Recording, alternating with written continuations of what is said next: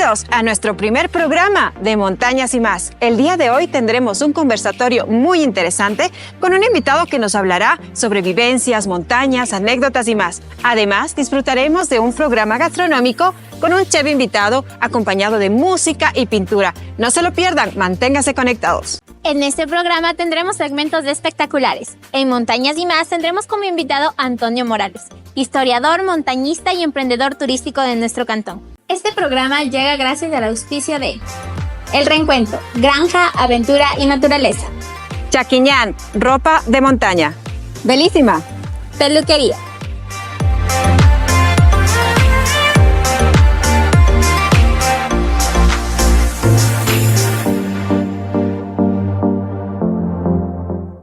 Antoñito, sea bienvenido a nuestro primer programa de Montañas y Más. Agradecemos como siempre su colaboración, siempre apoyándonos a los nuevos emprendimientos, eventos o acciones que hace la juventud, y en este caso no está de más, usted siempre ahí predispuesto a ayudarnos. Así que bienvenido, Gis. Antoñito, ¿cómo está? Muy buenas noches. Cuéntenos un poquito, ¿cómo fue la infancia de Antoñito Morales en nuestra querida tierra? Muy amables, siempre dispuesto a poder compartir, conversar y más que nada entrar en una comunión de actualidad sobre este tema tan importante como es la montaña, tanto desde el punto de vista del medio ambiente como del valor antropológico o cultural que ellas tienen. Respecto de su pregunta, a la final yo me considero pues un hombre de montaña, no por el hecho de la actividad, sino por el hecho de haber visto por primera vez la luz del sol desde aquí, y mis primeras imágenes desde la niñez siempre está tras la ventana, la montaña, el textil suave, dorado en los atardeceres del corazón, o las peñonerías geométricas o puntiagudas de Sincholagua o de Rumiñahui. Todo eso ha ido convergiendo en una mezcla entre la investigación, la exploración y lo más importante que es en el ser humano, ¿no? La comunión con la naturaleza. Qué interesante, Antoñito. Y cuéntenos, ¿a partir de qué? ¿Cuál fue su inspiración para subir a una montaña? ¿Qué le motivó a realizar todo esto? Bueno, yo soy descendiente de cazadores. Toda mi familia por el lado de mi mamá eran cazadores de venados, de conejos, de perdices. Y hasta los años 60, cuando de niño yo me inculcaban a salir a la montaña, a salir al páramo, y querían que sea un cazador más. Pero la vida no me tenía seguramente trazado esa línea, porque también es una experiencia. Yo vi cómo moría un venado, entonces eso me causó mucha pena, me destrozó el corazón. Pero ahí se formó todo ese contexto de entender más allá, porque si nosotros vemos que la cacería era un modo de vida y una rutina hasta mediados del siglo XX, estábamos entrando en una nueva etapa en que lo primordial era la preservación de la naturaleza. Entonces, no cogí nunca un arma, pero sí me aventuré a lo que es subirme a las piedras, y eso es lo que los cazadores tenían miedo y siempre me decían: Huantra, infeliz, baja de ahí, el cerro te va a agarrar, te vas a despedazar y todo. Entonces ahí como que me tomaba una revancha y les decía: sí, pues ahora sí, vengan a ver, aquí están los venados, aquí están las cabras, aquí están metidos todos los animales que ustedes les gustan. Pero entonces ahí yo vi esa ruta en las piedras, en las rocas, que no había hollado nadie. Y entonces eso empezó a despertar ese interés, esa vocación, pero mucho más cuando uno abre un libro y empieza a estudiar las ciencias de la tierra, las plantas, o empieza a leer los viajes de los exploradores o de los primeros alpinistas, y uno de los libros que me ha encantado y que sigue siendo un clásico, como decir una Biblia, para siempre estar yo leyendo. Ya van a ser como 40 y pico de años que abrí ese libro, cuando leía Horace Benedict de Sacer, el conquistador de Monte Blanco. Me parecía tan espectacular esas hazañas de hace 2 siglos y que en América tuvieron que tomarse un siglo más para que se den eso y ellos son los precursores de lo que nosotros estamos haciendo hoy. Qué interesante, Antoñito. ¿Y nos podría decir, a partir de esto, entiendo que tendrá muchísimas anécdotas, como el hecho de que le dijeron, Guambra, carajo, bájate de ahí? ¿Qué travesuras o qué aventuras tuvo a partir de ese momento? Una que recuerde y que pudiera compartir con todas las personas que nos están viendo. Bueno, anécdotas es lo que nos hay, ¿no? Y es pues, tal vez eso es lo que a uno más le motiva, porque es ese compartir. Muchas veces cosas que uno aprendió, compartir a los jóvenes o con gente experimentada también, aprender cosas como, por ejemplo, uno se le paran los pelos cuando se produce la estática de la montaña.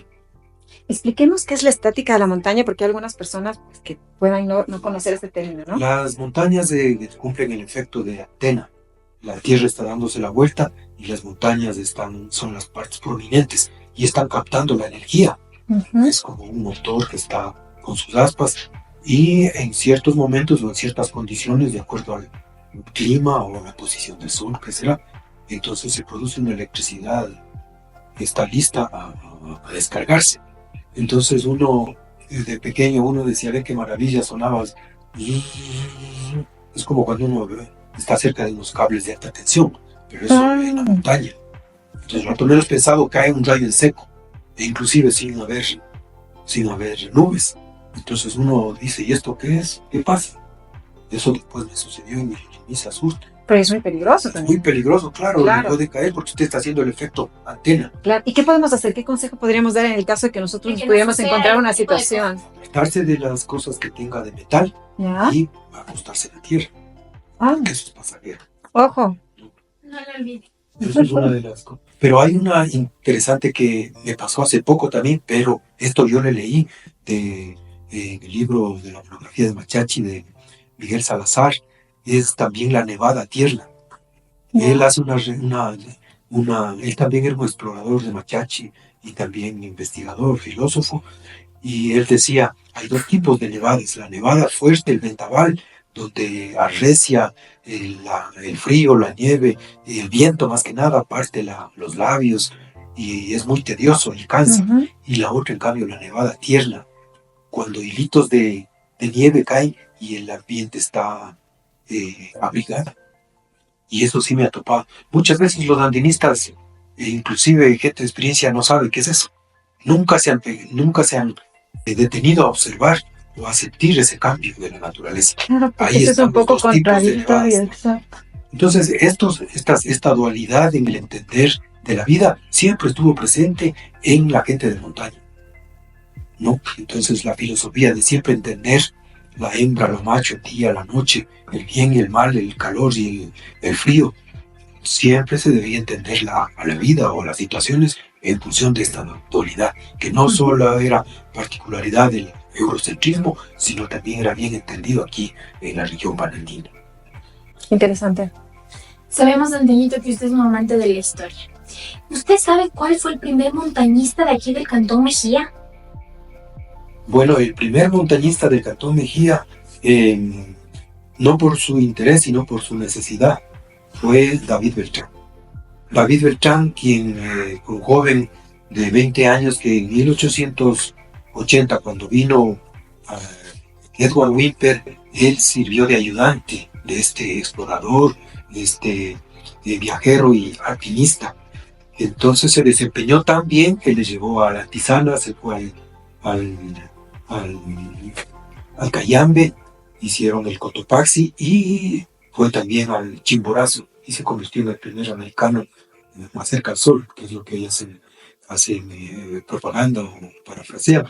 Pero David Beltrán fue un muchacho del barrio La Avanzada, porque ahí estuvo hospedado en el tambo de los Racines, ahí se conoció y dejó una muy buena relación de este joven que aprendió mucho del andinismo y más que nada le ayudó a pertrecharse de sus logísticas. Entre las logísticas que tenía que hacerle es conseguirle cerámicas, ollas o cosas antiguas incas para llegar a la colección de Whymper que tenía destino a Europa. Qué bien. Y hablando de esto un poco, de cómo era antes el primer montañista y demás, ¿cuál era la vestimenta que se usaba anteriormente los montañistas? Bueno, y rematando un poco la pregunta anterior, decimos el primer alpinista o el primer ecuatoriano, pero que está registrado, escrito. Pero debe haber muchos que le acompañaron, por ejemplo, a la misión geodésica, que le acompañaron a Alexander von Humboldt y a todos estos viajeros exploradores que vinieron después motivados por la colección de libros que escribió Humboldt. Entonces, ellos serían los, llamémosle, los primeros guías o anónimos, ¿no? Claro. Entre esos estoy en el libro de Humboldt, menciona a un señor Sandoval de la Tacunga, que es uno de los que también subió al Cotopaxi y después también hizo de guía al geógrafo Alfons Stubbe, este gran sabio alemán que también estuvo haciendo montaña. Y me decía de la vestimenta. Sí. Bueno, para los guías nativos estaba el famoso pinganillo, que es el pantalón de borrego, que permitía que se escurra y no entre impermeabilizable. Sí, el sombrero de mocora, que igual era un fieltro que no permitía, era bien grueso y no permitía que el agua penetre a la cabeza. Y claro, tenía sus cueros de pergaminos que hacían las veces de impermeables, porque en el siglo XIX todavía no tenemos el caucho, ¿no? Estos eran ahora para los viajeros y exploradores como Whymper, como Hans Meyer y todos, el barón von Thielmann, ellos ya venían con sus botas enceradas, con sus abrigos de tweed o casimir, que eran ropas pesadas, pero así eran las mejores vestimentas para poder hacer montaña. Hay que considerarse que el peso y la incomodidad, pero tenían que acomodarse en esas situaciones. Muchos de los guías nativos o de los acompañantes los realizaban, si no era a pie descalzo o con malparlantes. Así lo menciona Whymper en sus memorias. Qué interesante, qué interesante. Y aquí vemos también algo de vestimenta. Un poco de lo que nos puede mostrar Antoñito. Sí, aquí está en una colección que tengo yo de gorras. Podemos vernos ahí la propia de los vieneses, de los austríacos, quienes su vestimenta se ha convertido en la clásica, ¿no? Pues esa gorra con la borla, sus camisas a cuadros, sus pantalones bopaches y las famosas polainas de lana, ¿no? Obviamente también ellos tenían las botas de vaquilla, que decían que son las más abrigadas y las más impermeables. El siguiente es un gorro que es de factura tirolesa, del norte de Italia. Ahí se identifica cada región con su tipo de vestimenta, en este caso con un tipo de gorro. Y es un cuero duro. Sí. Podemos ver que es un cuero 100% pero como rodillas. Sí, y aquí tenemos un sombrero, está decorado, pero es el sombrero de fieltro propio de los campesinos o de los indígenas de la sierra ecuatoriana. Ahí está, es netamente de lana, antes lana de la planta y después lana de borrego, ¿no? Es fieltro, ahí resbala el agua y pues después viene la variante del aligacho, que es el que utilizan los de a caballo, pero este sería el que es el más común, el más humilde. Muy interesante. Vamos a seguir con más. No se lo pierdan.